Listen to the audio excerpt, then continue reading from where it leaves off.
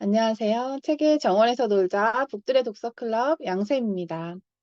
오늘은 초등학교 3학년 교과 수록 도서 아드님 진지 드세요로 수업하겠습니다. 네, 이 책은요, 2학년, 3학년 친구들이 읽기에 아주 좋은 도서라고 생각합니다. 글밥도 적절하고 중간중간 사파도 재미있고 이야기 내용도 깨달음과 동시에 흥미로움을 함께 갖고 있다라고 생각하시면 될 것 같아요. 그리고 어떻게 읽었는지 우리 친구들한테 물어봤을 때도 아주 재미있었다라는 반응이 압도적이었습니다.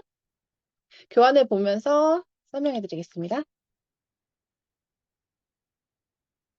네, 아드님 진지 드세요는 표지도 재밌습니다. 이제 이런 표지가 독특한 책 같은 경우는 표지 이야기를 나누어도 좋습니다.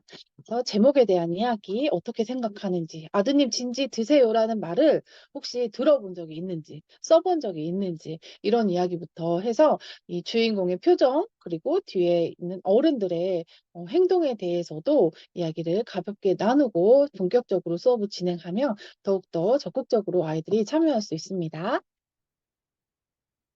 네, 이 별점은 예, 제가 말씀드렸듯이 아주 평점이 좋았어요. 우리 친구들이 거의 다 5점, 4점 이렇게 인심 좋게 주었던 책입니다.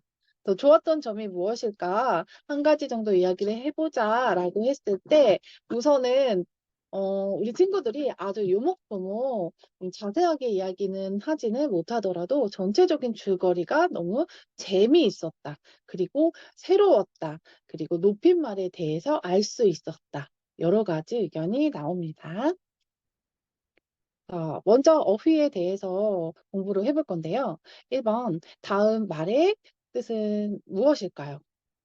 1번, 2번, 3번 모두 책에 나와 있는 내용이에요. 그래서 책에 나와 있는 내용을 얼른 찾아서 그 앞 뒤에 문장을 읽어보도록 합니다. 소리 내어서 이제 읽어보고 이 말이 어떤 뜻을 말하는지 유추해 볼 수 있는 시간을 갖습니다. 그래서 먼저 선생님들이 정답을 알려주시기보다는 우리 친구들이 자유롭게 발표를 하는 것입니다. 내 생각에는 이렇게 생각합니다. 제 생각은 꼬리 없는 말이란 아무래도 꼬리는 뒤에 달렸잖아요. 그러니까 뒷말이 없다라는 말이니까 반말을 이야기하는 게 아닐까요? 라는 이야기가 그런 답이 나올 수 있도록 좀 선생님들이 잘 이끌어 주시면 될 것 같습니다. 그리고 두 번째 이제 싹수노란 애라는 뜻은 좋은 말은 아니죠. 근데 이런 말도 이제 어원을 통해서 설명을 잘 해주면 재미있는 이야기로 받아들일 수 있더라고요. 그래서 우리가 씨앗을 심어서 처음에 싹이 나오는데 그 싹은 원래 초록색 푸릇푸릇하게 나와야 해. 그래야지만 건강하게 잘 자랄 수 있어. 그런데 이 싹이 노랗게 나왔다라는 건 어떤 뜻일까, 친구들? 이런 식으로 이야기로 좀 이끌어주면 우리 친구들이, 아, 싹이 노랗다는 거 아마도 영양을 잘 못 받았나 봐요. 영양을 못 받았다라는 건 무엇일까? 배움을 못 받았나? 이렇게 저렇게 이야기를 확장해 나갈 수 있습니다. 그리고 3번 지나가던 개가 웃겠다라는 것도 얘들아 혹시 개 웃는 거 들어본 적 있어? 이렇게 재미있는 이야기로 좀 풀어보면 될 것 같아요. 그럼 우리 친구들이 또 엉뚱한 친구들은 선생님 개도 웃을 수도 있어요. 라는 등등 여러 가지 또 수업을 즐겁게 이끌어갈 수 있습니다. 그래서 얼마나 황당하고 말도 안 되는 이야기를 하면 지나가던 개가 웃기까지 할까? 이렇게 재미있게 풀어가면은 우리 친구들이 더 즐겁게 받아들일 수 있겠습니다. 2번 다음 말에 높임말을 써보아요. 밥 먹다, 묻다, 말, 자다, 주다.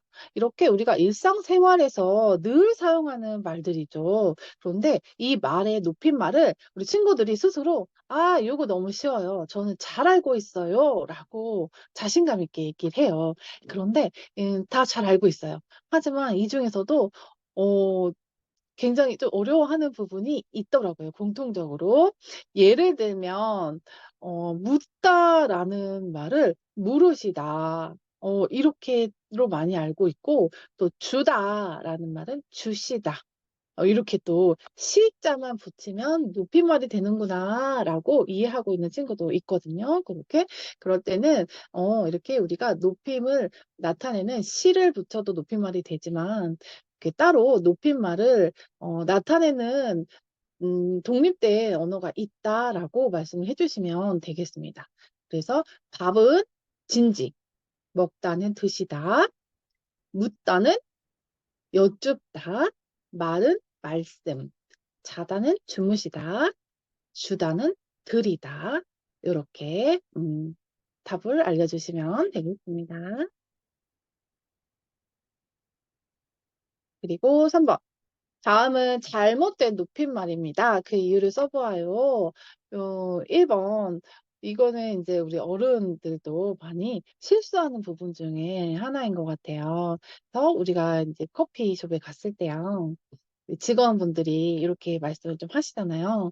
주문하신 아메리카노 나오셨습니다. 이렇게, 아니면 지금은 자리가 없으세요. 이렇게 좀 실수를 하는 부분인데, 예, 그거를 이제 설명을 해주시면서 일상에서도 많이, 좀 잘못 알고 있는 부분이다. 근데 뭐가 잘못됐을까라고 일단 우리 친구들한테 얘기해 주면은 친구들이 또 잘 찾아낼 수 있습니다. 주문하신이 잘못됐을까? 햄버거가 잘못됐을까? 나오셨습니다가 잘못됐을까? 이렇게 하나하나 떨어뜨려서 분석할 수 있게 도와주셔도 되겠습니다.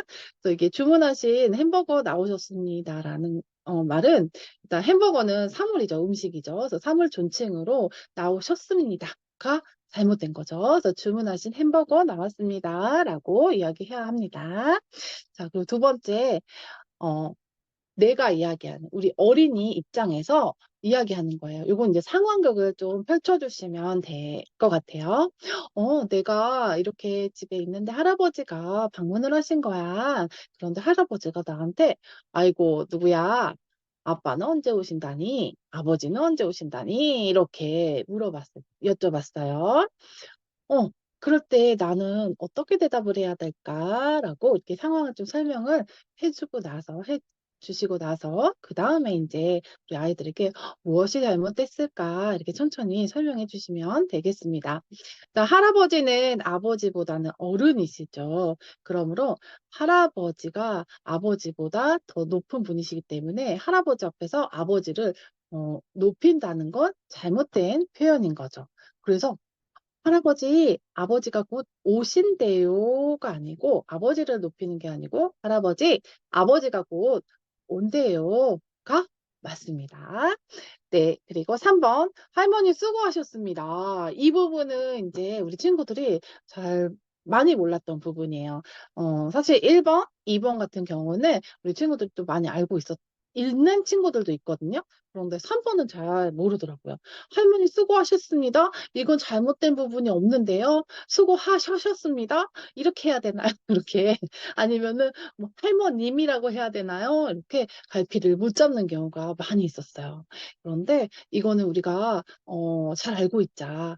우리보다 웃 어른에게는 수고하셨습니다라는 말은 적절하지 않다라고 해요. 수고했어라고 하는 말은 고생 많았다라는 말은 나보다 아랫사람 또는 동급, 동료에게 하는 말이에요. 그러니까 할머니 수고하셨다라는 말이죠. 할머니 감사합니다라고 그렇게 감사인사를 전하는 게 맞습니다. 라고 설명해 주시면 되겠습니다. 자, 4번은 이제 적용하는 질문이죠. 부모님에게 높임말을 쓰고 있을까요? 네, 쓰고 있습니다. 아니요, 저는 안 쓰고 있습니다. 이렇게 각자의 우리 친구들의 의견을 들어보는 거예요. 요즘에 우리 친구들은 부모님께 높임말을 안 쓰고 있는 경우가 좀 훨씬 더 많죠. 네, 그리고 이제 저의 입장에서 선생님도 사실은 말이야, 솔직하게 쓰지 않는 경우가 있어. 이렇게 허심탄회하게 이야기를 나누면 될 것 같아요. 음, 높임말을 써야 된다는 건 아는데 우리가 왜 높임말이 안 될까? 다른 어른들한테는 잘 할 수 있는데 왜 부모님한테는 높임말을 쓰기가 어려울까? 이런 이야기들을 되게 진솔하게 나누는 시간이었습니다. 그리고 난 높임말을 안 쓰는데 이유는 여러 가지. 뭐 엄마하고 아빠하고 너무나 친해서 혹시 높임말을 쓰면 어색하고 좀 멀어지지 않을까? 이런 생각도 하고 이런저런 이야기를 나누었어요. 그렇다면 우리가 높임말이 필요하다. 높임말을 써야 된다는 거는 너무 당연히 알고 있는데 왜 필요하다고 생각하는지 각자 스스로 정리하는 시간을 갖도록 하는 질문이었습니다. 자, 그리고 마지막으로 일주일 동안 나의 높임말 통장에 저금해 보아요라는 제가 하나의 표를 만들어 보았어요. 그래서 책을 읽으면 제가 이제 우리 친구들한테 항상 하는 말이 있어요.